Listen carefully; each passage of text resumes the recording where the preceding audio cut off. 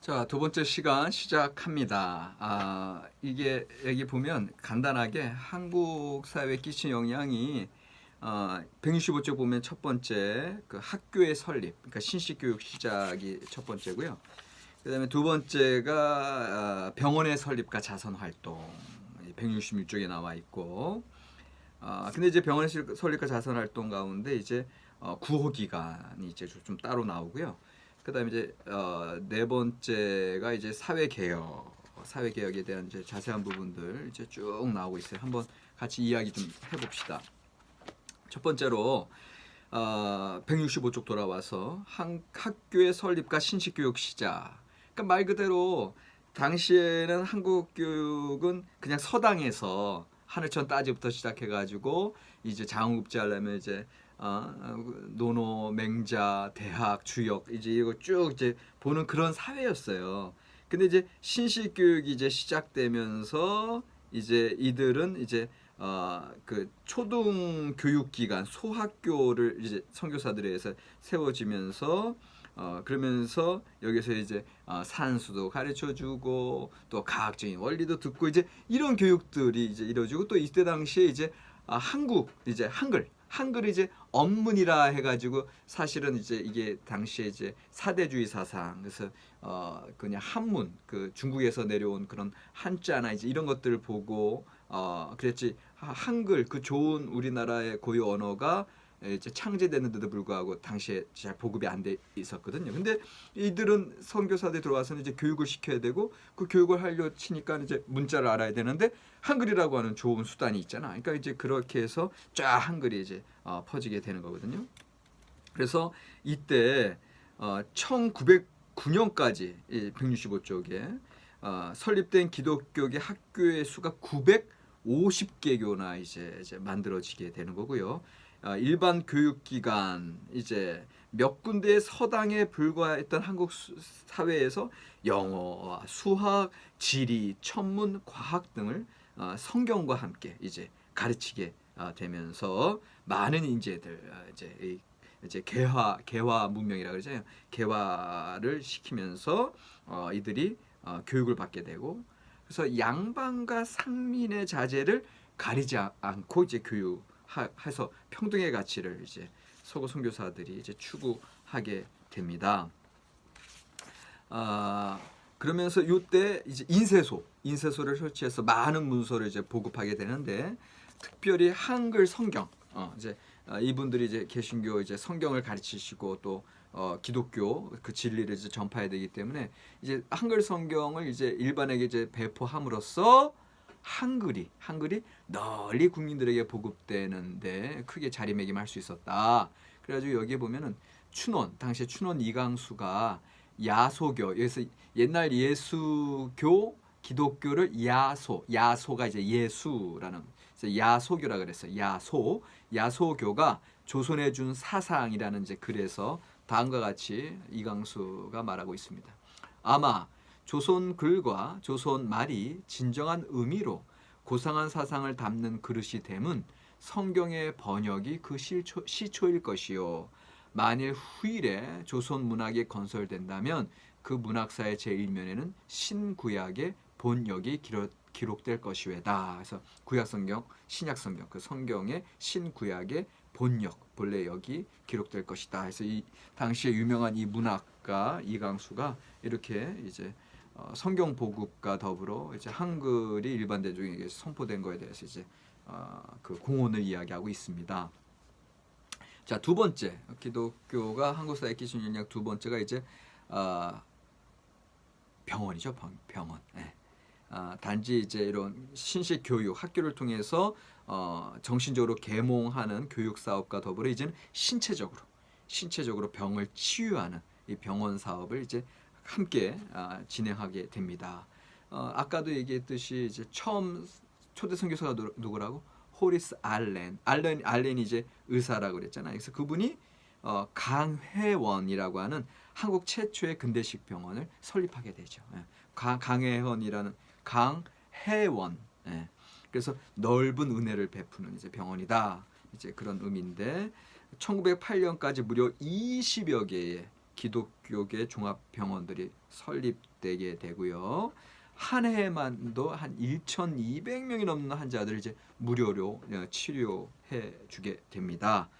그래서 참 이 기독교의 복음이 전파되는 곳에서 이제 교육이 일어나고 또 병원을 통해서 또 신체적으로도 이제 질병을 고쳐주고 이런 일들이 일어나고요. 그다음에 세 번째가 구호기관이 이제 구호기관 기독교에 의해서 이제 설립되게 되는데 예를 들면은 이제 장애 아동들, 그다음에 맹인들을 위한 그런 자선기관이 이제 일어나게 돼요.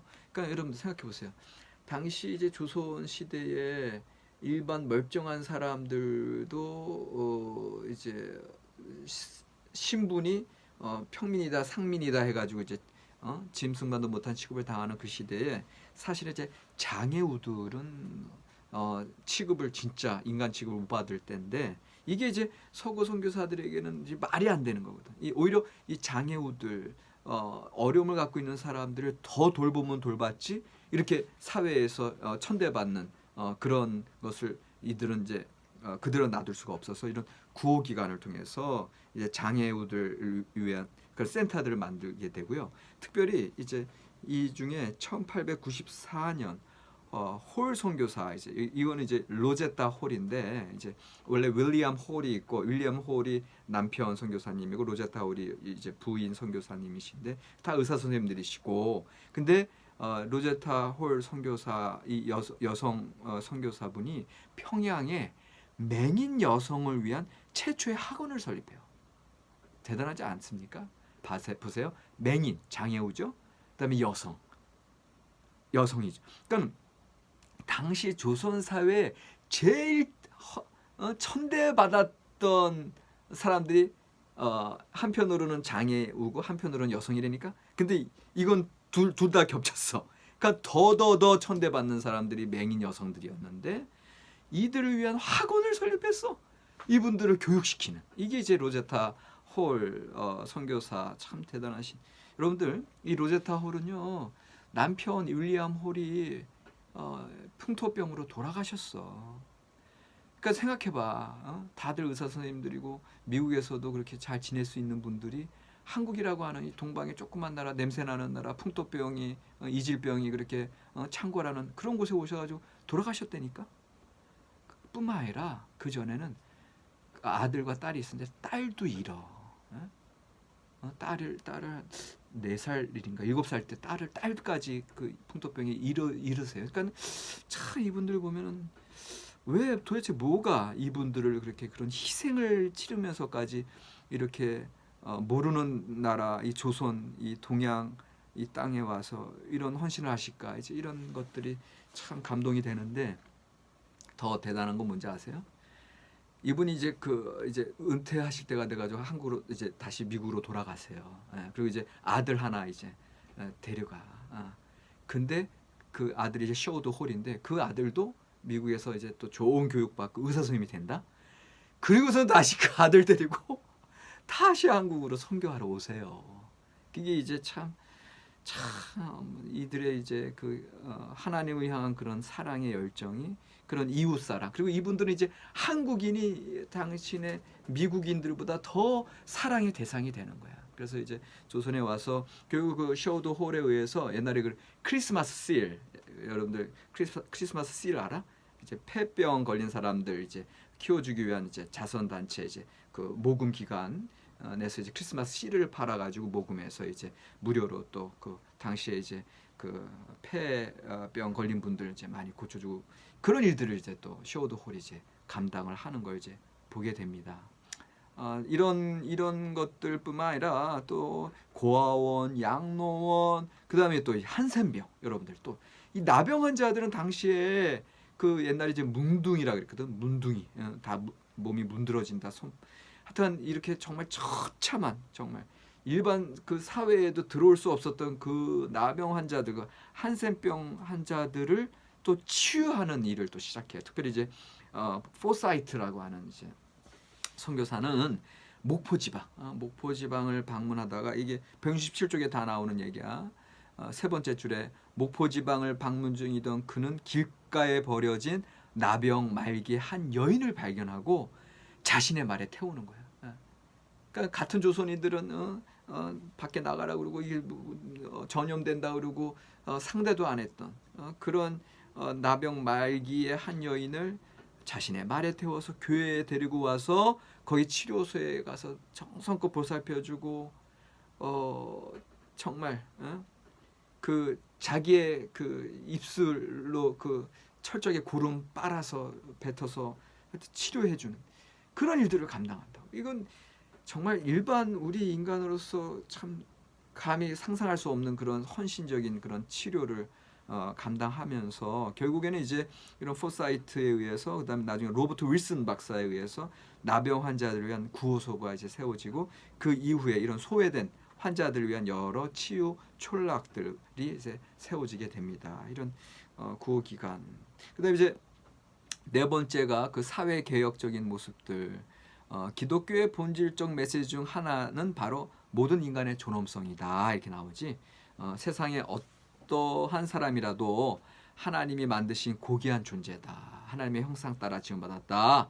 이런 기독교적인 인간관이 있는 겁니다. 그래서 당시에 반상 이게 이제 양반 사회 상놈 이런 계층들 반상과 빈부의 이제 또 가난하고 부하고 이런 빈부의 차별이 사실은 현저했던 그 구한말의 한국 사회에 큰 도전이 되었고요.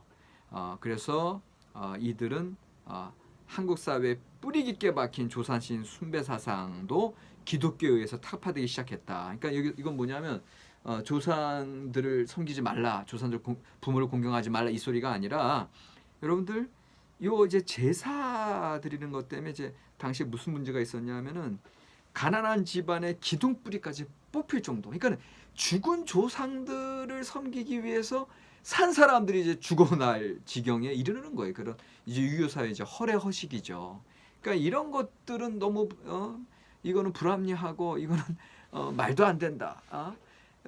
그래서 이런 이제 제사들을 이제 아주 간소하게 간소한 추모 모임, 이제 추도 예배 이렇게 이제 모임을 갖도록 장려를 하게 되죠.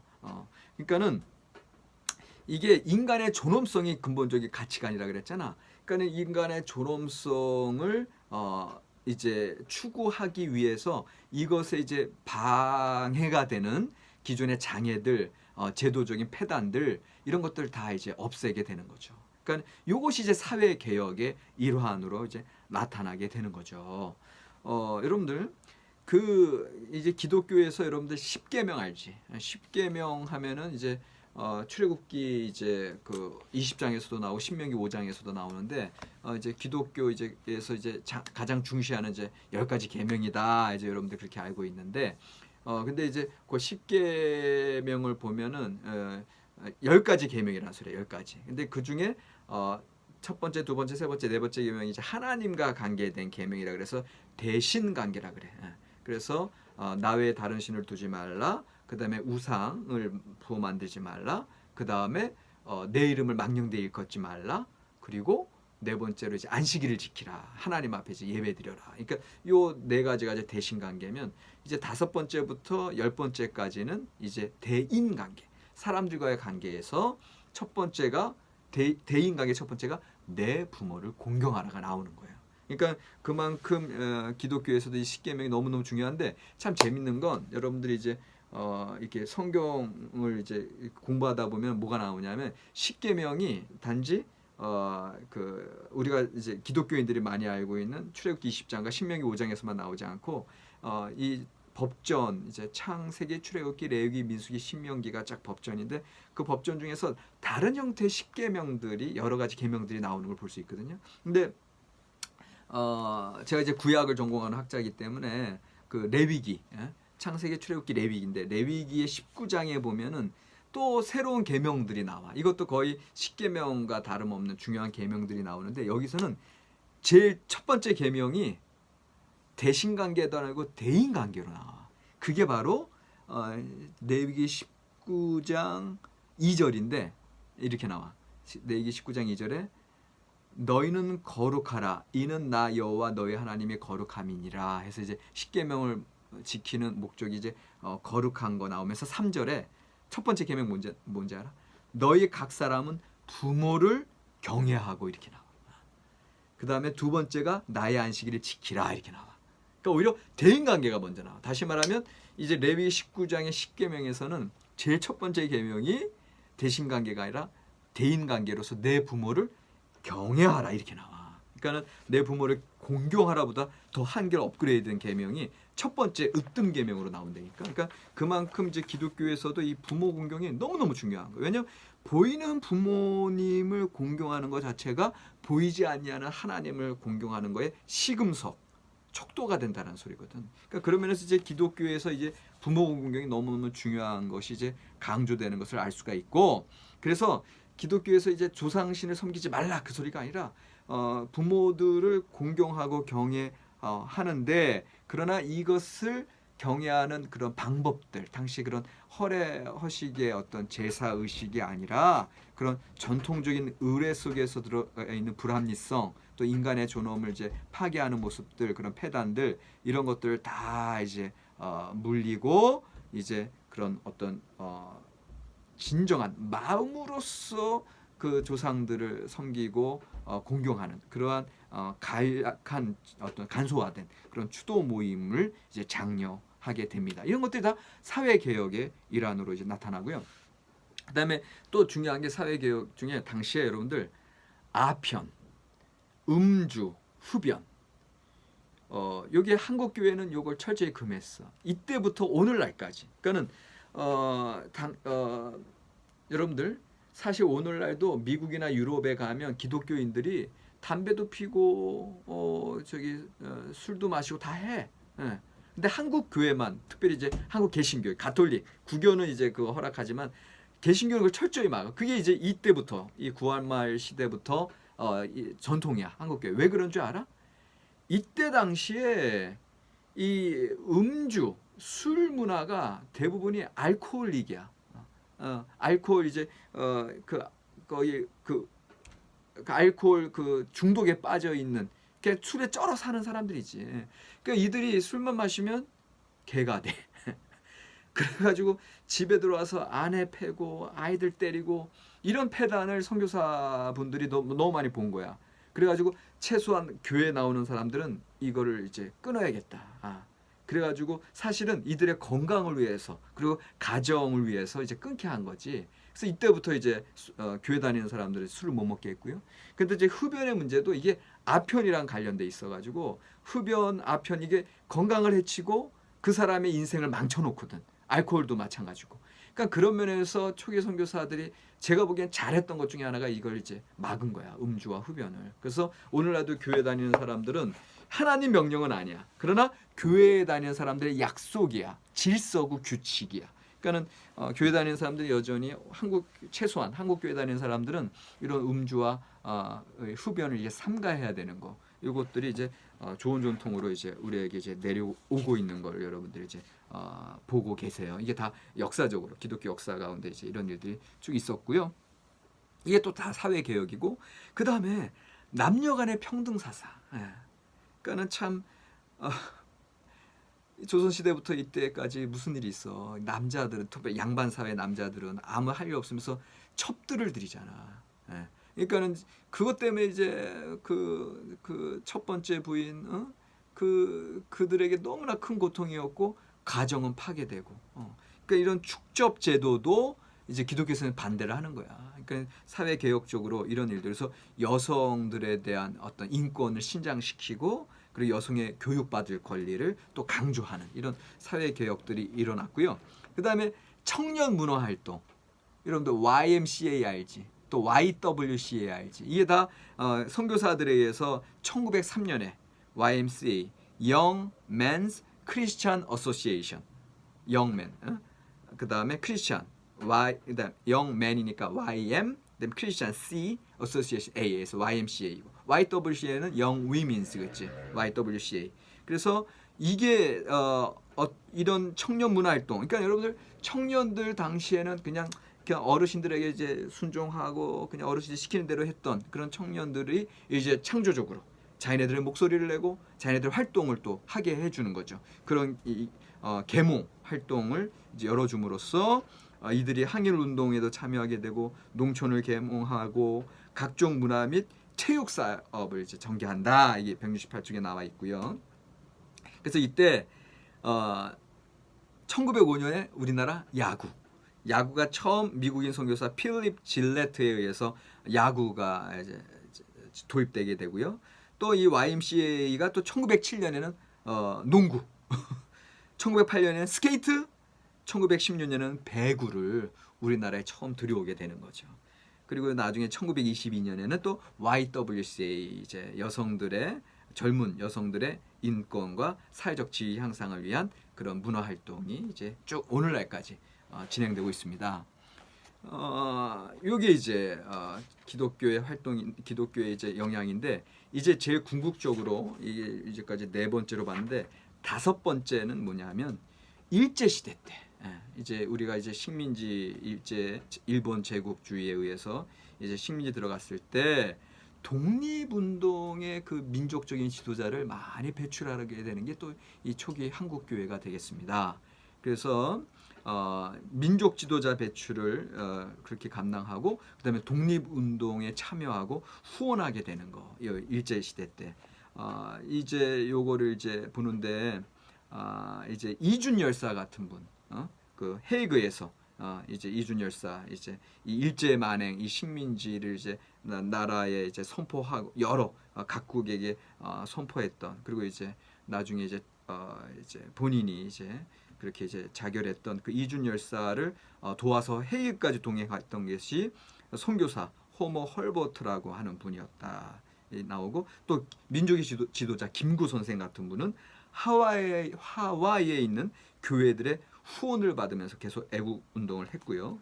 그리고 이제 169쪽에 이제 밑에서 다섯 번째 줄 이제 독립협회 당시에 민족 운동을 이끌었던 이 독립협회도 대부분이 이제 기독교 인사들이었다.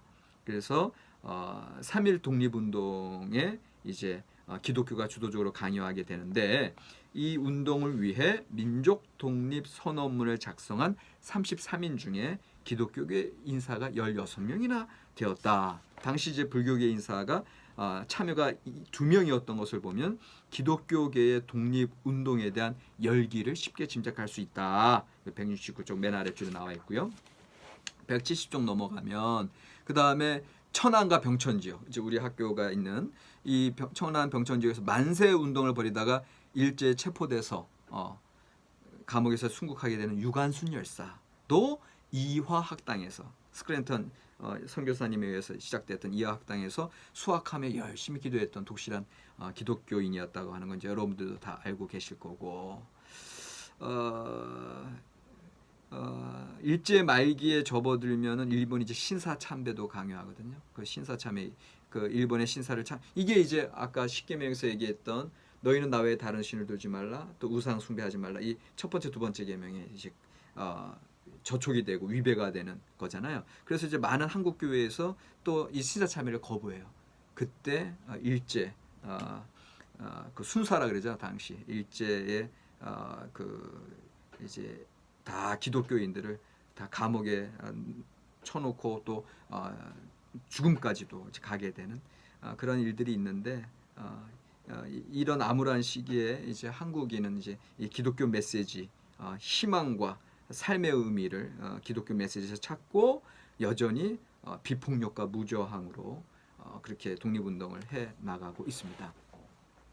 171쪽 끝으로 해방 이후 한국 기독교 이제 해방 이후에 오늘날의 이제 한국 기독교는 여전히 이제 1950년에 이제 6.25 때도 많은 교회가 이제 공산당에 의해서 폐쇄되고 많은 신자가 살육당하는 그런 일들 속에서도 여전히 한국 교회는 꿋꿋하게 저항했고 이제 전쟁 후에 이제 많은 전쟁고아들이 생겨나고 그럴 때 이제 다시 홀투 복지 기간이나 많은 이제 기독교적인 사회사업 기관들을 통해서 나라가 다시 일어서는데 이제 많은 도움을 주었고 70년대 이후에 이제 부흥 운동을 통해서 이제 사회가 비약적으로 발전하는 데 있어서도 이제 적극적인 사고 방식과 개척 정신 이런 게 다 기독교 정신에 의해서 우리 오늘날의 한국 교회의 지금의 발전과 번영의 이제 근간이 되었다 그런 얘기합니다. 그러면서 그 두 번째 단락 보면 물론 20세기 한국 사회에 기독교의 어둠도 적지 않았다. 급속한 선장에도 불구하고 이제 종교적인 틀, 어떤 제도권적인 이제 교회를 어떻게 보면 고립된 섬과 같이 자기네들끼리만 그렇게 예배드리고 자기네들끼리만 잘 되고 이제 이런 모습들이 좀 있거든요. 이제 그런 어떤 제도권적인 사회와 좀 유리된 그런 고립된 섬으로서의 그런 교회들, 그러니까 현실 안주, 자기네들의 그냥 종교 단체, 종교 행위에 이제 그런 머물러 버린 그런 모습도 좀 어려움이 있고, 그다음에 이제 제가 보기에는 심각한 거는 이제 물질주의와 개인주의. 그래서 이제 세속화, 세상 사람들처럼 그냥 물질 교회라고 말은 하면서 사랑하고 도와줘야 됩니다 말은 하면서 세상 사람들 이제 돈 좋아하는 것처럼 돈 추구하고 자기 욕심 채우고, 이제 이게 이제 제가 보기엔 혼합주의거든요. 세속주의 이꼴 이제 세상적인 가치가 들어왔다는 거잖아. 그러니까 종교인이라고 하면서 이제 혼합적으로 이제 지내는 이런 혼합주의도 참 이제 오늘날 이 교회가 이제 좀 비판을 받는 이유 중에 하나가 되고요. 그 다음에 사실은 기독교라고 하는 것이 사랑과 정의를 실천해야 되는데, 사회에서 사랑이 이루어지지 않고 정의가 이루어지지 않는 곳에서도 기독교인들이 이렇게 무감각해져 있는 모습들이 많아요. 그래서 정말 사랑을 정말 신천하고 또 부정의한 그런 상황에서는 좀 정의를 같이 외쳐주고, 이제 그런 모습들이 이제 오늘날 필요한데 그런 모습이 잃어가고 있는 게 좀 안타까워요. 그래서 사회적인 어떤 이슈들에 대해서는 적극적으로 좀 참여하고, 나 몰라라 이제 개인주의로만 가는 게 아니라 신앙 자체는 사실은 공동체거든. 그러니까 그런 면에서 한국 교회가 그렇게 변화돼야 될 모습도 분명히 있다.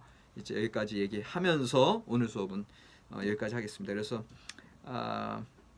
두 번째 과제는 그 지금 한국 교회에 이제 기독교가 한국 사회에 끼친 영향을 쭉 얘기했어요. 한 5가지 정도가 될 것 같은데 그걸 좀 정리해 주시고, 그다음에 제가 요 끝으로 좀 한국 교회 좀 문제점들을 이제 또 한 3가지 지적했는데, 서너 가지 지적했는데 거기에 대해서 좀 이렇게 요약해 주시면 좋겠습니다. 그래서 끝으로는 개인적으로 여러분들이 한국 교회가 할 일들에 대해서도 좀 여러분들이 생각하기에 한국 교회라면 좀 이런 거 해야 되지 않느냐, 한국 기독교에 바라는 바를 결론적으로 좀 써주면 좋겠습니다. 수고했습니다.